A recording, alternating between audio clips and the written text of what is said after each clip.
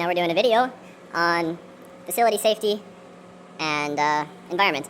So this is our little indoor arena, mostly used for working colts, and we do riding lessons all winter. We have polyplastic on the south side of it, and works as kind of insulation in the winter, and also a solar generator for heat, so it stays quite warm in here even when it's minus 45 outside. The arena's kind of a mess at the moment, and very swamped, as you can see. Normally this is nice sand in here, but it's a swamp right now. We've had a very torrential downpour actually last night and flooded out lots of towns nearby. One thing that I think is sort of a safety hazard at the moment, I don't have much issue, but some people do, is we have a colt pen, a corral outside of this arena, and the colts love to bite the plastic on it and chew on it, and there's some holes. So this plastic is not properly inflated right now. Normally, it's nearly impossible to push this plastic, but it's flapping in the wind right now. Second spook of horse, that's one thing I would change. And another thing, which also, for the most part, isn't an issue, but could be an issue, is the walls here. It is possible for someone to get a stirrup or their shin hooked in the outside walls. One thing that would be beneficial could be adding a rub rail to here, so it's not a sharp edge to catch. Another thing I would add is probably a higher up rail here with some more tie hooks, because with just the posts from the pole shed, there's not very many places to tie horses, and we often have 10 horses in here. So this is my review on our indoor arena. Next thing we're going to look at is some water in some of our pens. This water here is doing our heifer pasture, and it's also doing a little paddock here with some electric wire for some of our horses. This water right here, looking at it now, I think actually needs to get changed. It's looking a little bit swampy like, so we change it out for some fresh water. And one hazard in this pen right now is something like this pile of garbage rails. We don't have any animals in this specific pasture right now, so this will need to get moved before we bring other animals in here. We have quite a few watering bowls on the property, but I am choosing not to do videos of them because of all this rain. Most of them are underwater around them and are hard to get to. And that's another hazard for horses, is they can get things like thrush and foot rot. But seeing as this is just a thunderstorm from yesterday, it should dry up soon. Some of our option for fencing for horses can be electric wire. We have a double strand electric, one of them is turbo tape and a high tensile, and in this other pasture here we've got just a single strand turbo tape. And this works great for horses like some of these saddle horses in here that are well broke and used to a fence. We can have them in this fence with no fencer on it and they won't go anywhere.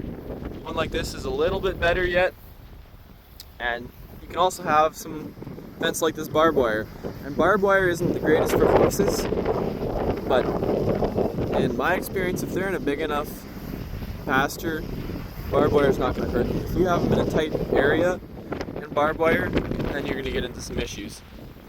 And I don't prefer single strand turbo tape, but we're currently in the process of redoing all the fencing around here. So this is just a temporary pasture setup for the moment until we can get some better fencing up here. Here's one option you can have for gates. This is a less preferred option for horses, and just barbed wire in general is. We have this actually in our pasture for our heifers, but these work good for horses too in a big enough area. So I'm going to demonstrate this style of gate. This is just some barbed wire and some old fence posts for this gate, and it's super secure.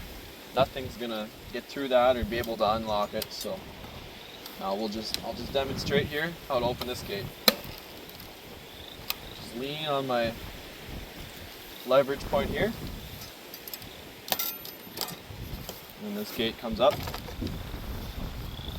and open however you want it to. And one thing to take into consideration when using these gates for horses is that's a severe hazard for a horse.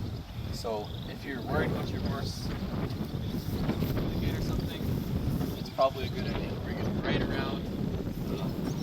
One example of shelter for animals would be this Caragana shelter belt here. It's really good shelter. It goes a long ways, a few hundred yards. And animals can get into it and they can go around it and go on either side, and it's actually good for sheltering in thunderstorms and things of that type.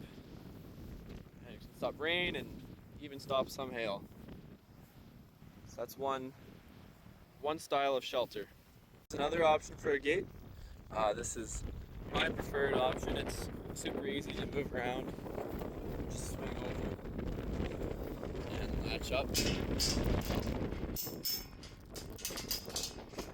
Now, I don't like this style of latching for a gate if you have any kind of cattle or maybe some ponies that are curious, as it's very easy to unhook this. But this is our outdoor arena, and it's not much of an arena right now. It's kind of getting grown in with weeds, but it works good for this because you're never going to have any animals playing around that latch. Here's another kind of gate that you can use, along with a different style of facility for them. This is some of our corrals up close to the house, and also some more shelter. We've got some bales alongside the panels here, and in our old pen we've got some real nice windboard. And as you see, it's very swampy around that water right now, so we're not going to walk up close to there, but that's another one of our water sources. And for our feed around here, at the moment we're doing a lot of grazing. The majority of our animals are on grass right now, and some of our animals are on hay, like these corrals here, and they're on round bales. And for the winter time, we mostly use round bales. We do feed out some square bales sometimes, but for the most part, we use the square bales for if we're going to a fair or a rodeo or something, or anything like that, or if we need to get the neighbor to do chores or something, it's easier to use square bales. For storing our round bales, it's often good to put them in a mushroom stack because it takes a lot of space to try and store round bales inside. So the mushroom stack, we just stack one, so the flat part's facing down, and then one on top, so the round part's up. That kind of makes a little roof, so any snow or rain kind of sheds off and doesn't soak right through the bales. And for our square bales, we'll often throw them up in the loft of our barn. And for any kind of supplements during the winter, they're often stored in the garage for soaking beet pulp or any of that sort. And in the winter, they're stored in the barn in a dry place.